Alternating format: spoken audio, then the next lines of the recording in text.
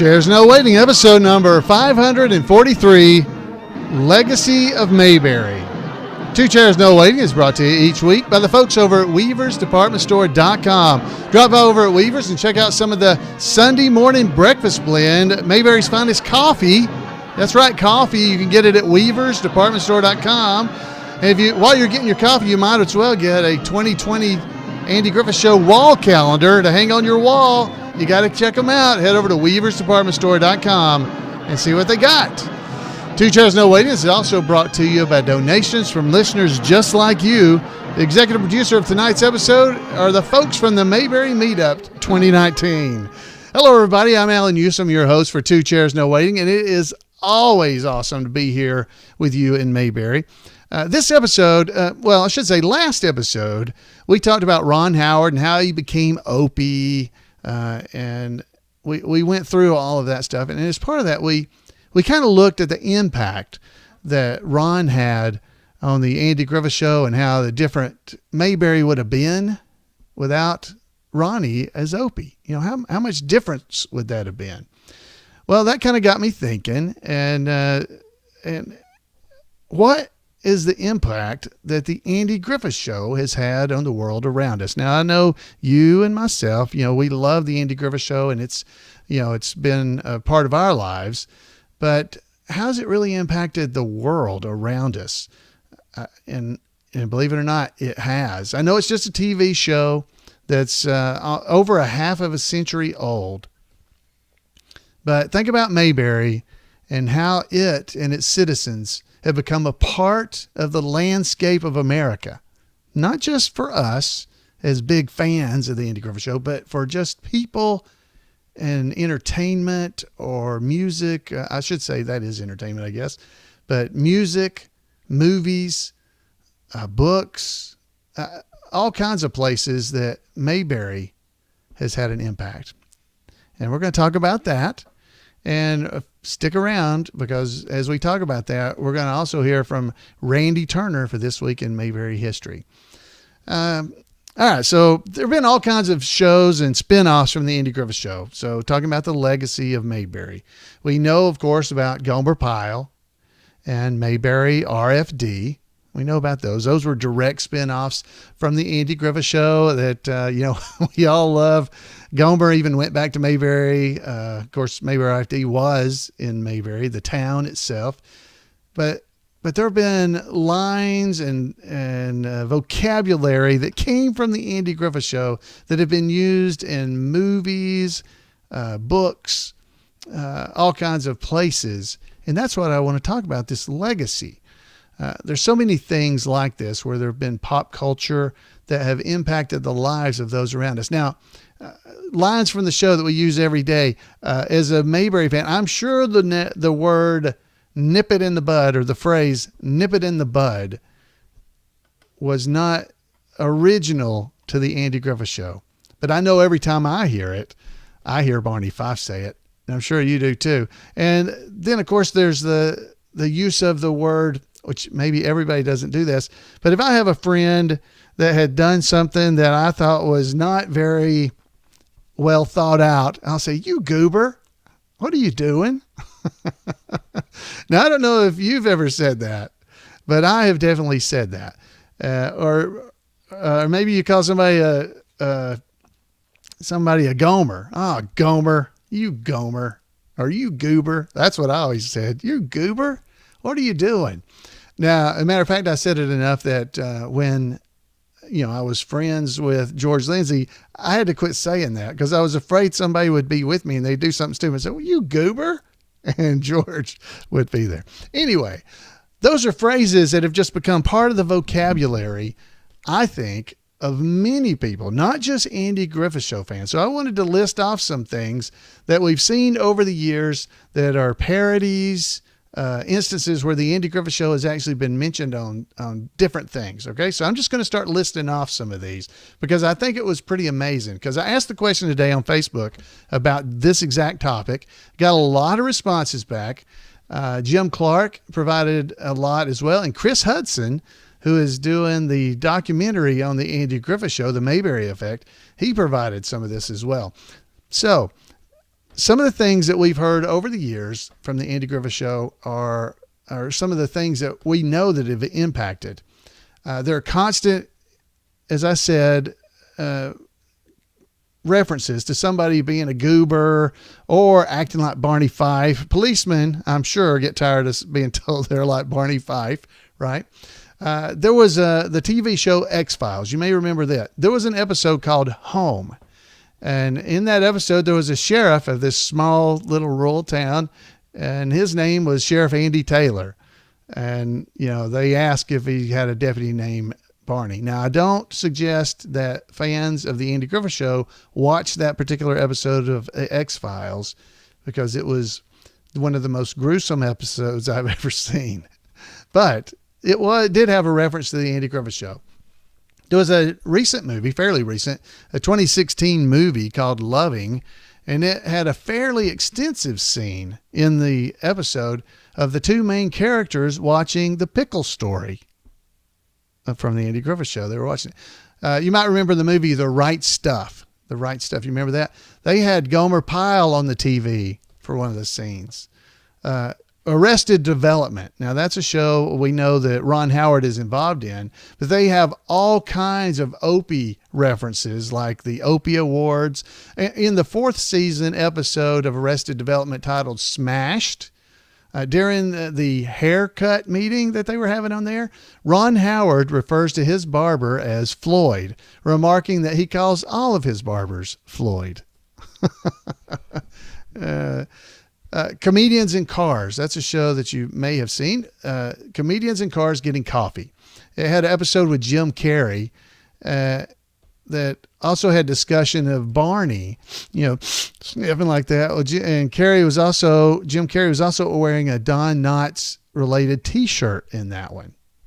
So there was a show called Midnight Caller. I don't know if you've ever seen it, but it was from 1988 through 1991 when it was on. Had a lot of Andy Griffith Show influence. Stuff that Gary Coleman, the main character, did was very much influenced by the Andy Griffith Show. The Beastie Boys. Now that's a rap group. I think rap is the right genre. They had a song called High Plains Drifters. High Plains Drifter. And they talked about Otis. Okay. And the quote was, basically they said, read me my rights as if I didn't know this, threw me in the tank with a drunk called Otis. Now I can't rap, but that's the line that it came from. There are a lot of references in rap songs that you might have heard before. George Lindsay himself, Goober, he was in at least 3 music videos as Goober. So, this is pop culture and things that have impacted the legacy of the Andy Griffith Show. Hal Smith as Otis was in an Alan Jackson song called Don't Rock the Jukebox. David Browning, the Mayberry deputy, who's one of our tribute artists for the Andy Griffith Show, he was in Elvis and Andy video for Confederate Railroad. So David being in it, but the song was about she likes Elvis, she likes Andy, and that's good enough for me. And he's talking about Andy Griffith. There's a song, of course, by Rascal Flatts called Mayberry. There's a scene in a Showtime series called Billions where they talk about Otis of Mayberry. Of course, there was the old cartoon, the new Scooby-Doo movies. Don Knotts was in 2 of them. One of them was Guess Who's Not Coming for Dinner. That was just Don Knotts. But the Mayberry reference was in an episode of that movie series that was called The Spooky Fog, where Don was the deputy of a town called Juneberry. And it was looked like a cartoon version of Barney Fife. I have a Incredible Hulk comic book where I think they went to, it was called Blueberry, I think was the name of the town. They were at Wally's, and Andy and Barney are in this comic book. And it turns out there's some aliens or something that Hulk has to beat up. But anyway, they're Andy and Barney. There was a show called News Radio that came on NBC. On the 43rd episode, it was called Rose Bowl. George Goober Lindsay had to appear on there because they were proving that he was still alive at the time. From the Andy Griffith Show. So they're talking about him. Characters on Days of Our Lives, the soap opera. They said there were characters on there that would say, nip it in the bud. Was that because of Barney? I think it probably was. Dorothy on the show Golden Girls. You remember the Golden Girls? In an episode called Bedtime Stories, she said to this guy with a Southern accent, she said, quote, "By the way, say hello to Otis and Aunt B." I mean, Opie and Aunt B. I'm sorry. Say hello to Opie and Aunt B. In The Simpsons, there was a clip in one of the episodes. I don't know which episode it was exactly, but there's the family setting watching television, and the show they're watching talks about Charles Bronson's career, and it says there was a brief period of Charles Bronson took the place of Andy Griffith on the Andy Griffith Show, and they actually show this clip where Charles Bronson is the sheriff of Mayberry and Barney's his deputy. And anyway, it's a funny little clip. You may not know this, but in 2012, when Andy Griffith passed away, Jerry Seinfeld, the creator of Seinfeld, he revealed that his scripts contain secret tributes to the late Andy Griffith. Seinfeld said on Twitter that the reason Seinfeld characters greeted one another with, "Hey, Kramer, hey, Jerry," was to pay homage to Andy Griffith, whose 1960 hit series Andy Griffith Show featured a signature line, "Hey, Andy." Anyway, that revelation occurred right after Andy's death. Seinfeld told that. Another impact. Country music singer Toby Keith. He mentioned that Andy Griffith, in his song that's called "That's Country, Bro," he mentions Andy Griffith in it. King of Queens, season 4, if you remember King of Queens. I think it's called The Lush Life or something like that. His wife asked if this is Mayberry when they go to some little town where they were in. In Criminal Minds, there's an episode, I think it's called Bloody Hunger. The character L. Greenway compares a small town in Tennessee that they're in to Mayberry.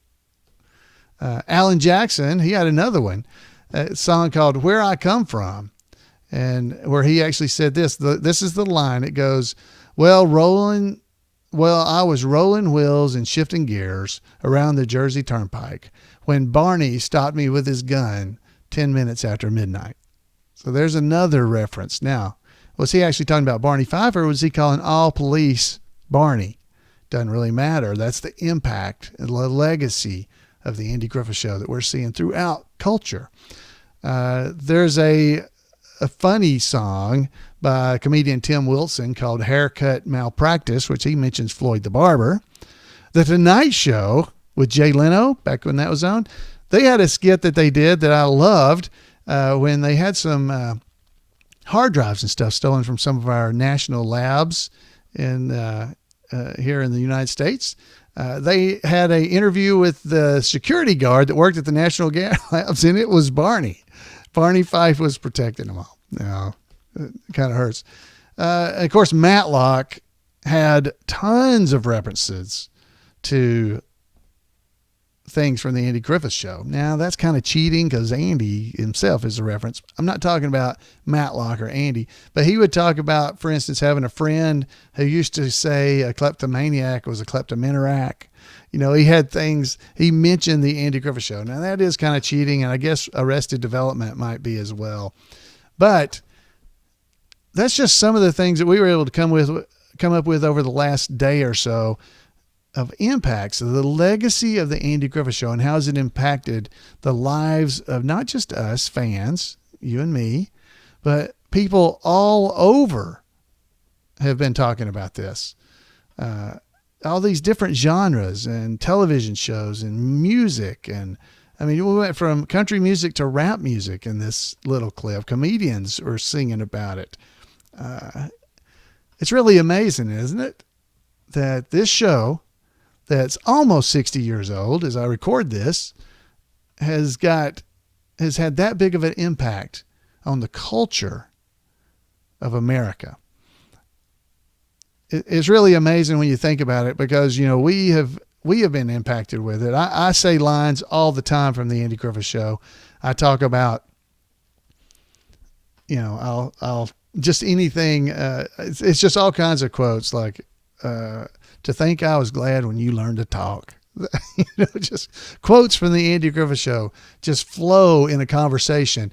And most of the time, the people I'm actually talking to don't know that I'm quoting the Andy Griffith Show, but I am throwing them out there. And, when you get around another Mayberry fan, that's when it's really fun because they know.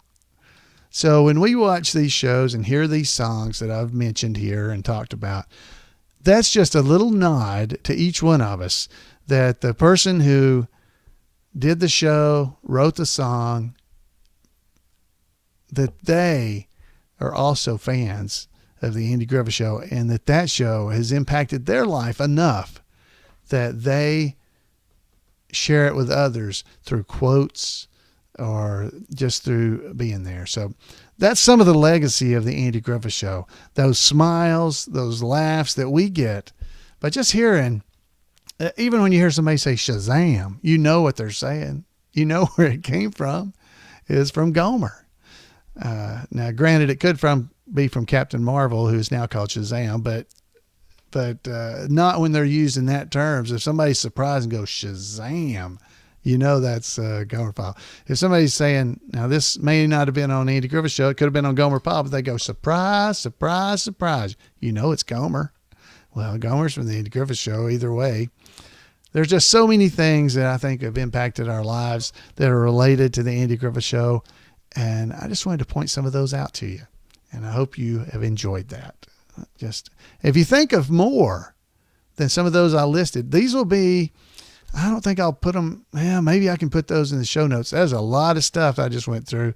But if you think of more, email them to me with references, because this would be fun to kind of collect. Maybe we'll put them on the Mayberry.info website, the wiki for the Andy Griffith Show, Mayberry.info. You could go there and check it out. Maybe we'll put all these references there so that people can go through and look at them and see who it was who provided these to me, because there was a lot of people. I didn't list all their names, but there were a lot of people that sent in this information to me. And I want to thank every one of you that did it. I have your names listed right here in front of me, but I didn't list them all because it was a different one for every reference pretty much tonight. So thank you all for what you gave me. I really appreciate it. Well, folks, that's what I had for you. Let's go and hear from Randy Turner. So don't run away, because this is a good story. I think you're going to like it. So Randy Turner with This Week in Mayberry History. Welcome to This Week in Mayberry History, a report by special correspondent Randy Turner of the Gomer and Cooper Pyle Comic Book Literary Guild of the Mayberry Historical Society.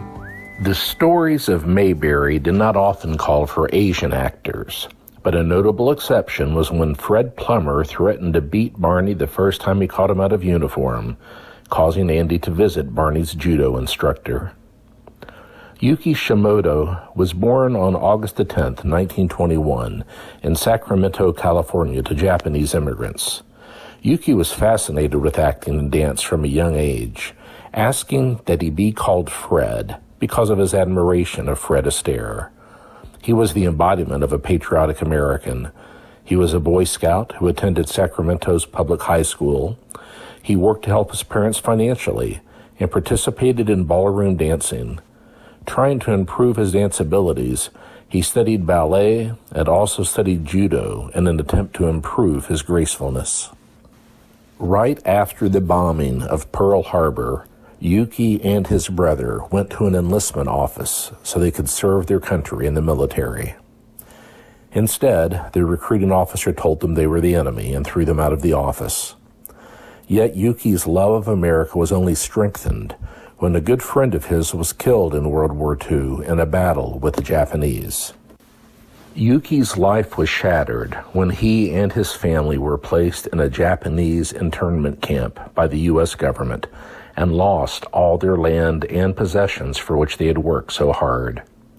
In spite of the injustice visited upon him, Yuki tried to keep fellow prisoners in good spirits by performing skits and songs. When they were finally released, he and his brother tried to enlist again. His brother was accepted, but Yuki was ruled 4F due to a heart murmur. The Japanese internment camp prisoners were not allowed to return to the West Coast upon their release, so Yuki moved to Chicago. He studied improv with the Compass Players, a group that later inspired the creation of the Second City Troupe. In 1952, he gave his only radio performance in an April episode of The Cavalcade of America. While struggling to earn a living as an actor, Yuki obtained an accounting degree from Northwestern University outside of Chicago. In 1953, after years of primarily working as a dancer in various theater venues while waiting tables during the day, Yuki was cast in his first Broadway play, The Tea House of the August Moon. The show was a smash hit, running nearly 2.5 years with well over 1,000 performances. Yuki next was part of the original Broadway cast of the play Auntie Mame. Another hit, the show opened on Halloween in 1956 and ran for 1.5 years with 639 performances. When it closed in June of 1958, it was promptly adapted as a motion picture released that same year in December. Yuki reprised his role in what was his film debut.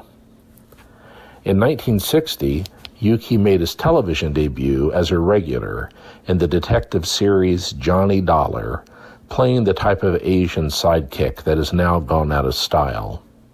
Throughout his career, Yuki always tried to play characters which presented a positive view of Asian culture, but sometimes did have to play more stereotypical roles out of financial necessity. He appeared in many series and guest roles, such as The Real McCoys, Mr. Ed, and McHale's Navy.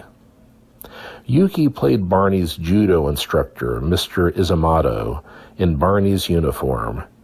He was instrumental in one of Andy's trademark plans to save Barney's ego after Fred Plummer threatened to break every bone in Barney's body the first time he caught him out of uniform. Luckily, Mr. Izumoto was able to fit into Barney's salt and pepper suit. The following year, Yuki also appeared in an episode of Gomer Pyle USMC. Over the next 10 years, Yuki continued to appear in series, including 3 episodes of I Spy and 6 episodes of Kung Fu. In late 1975, Yuki was cast in what was to be another respected Broadway show, the musical Pacific Overtures. Written by the genius Stephen Sondheim, the musical is set in 1853 and deals with the westernization of Japan. The production, which made use of Japanese kabuki theater techniques, was filled with Sondheim's renowned witty and clever lyrics and intricate music. It received 10 Tony Award nominations.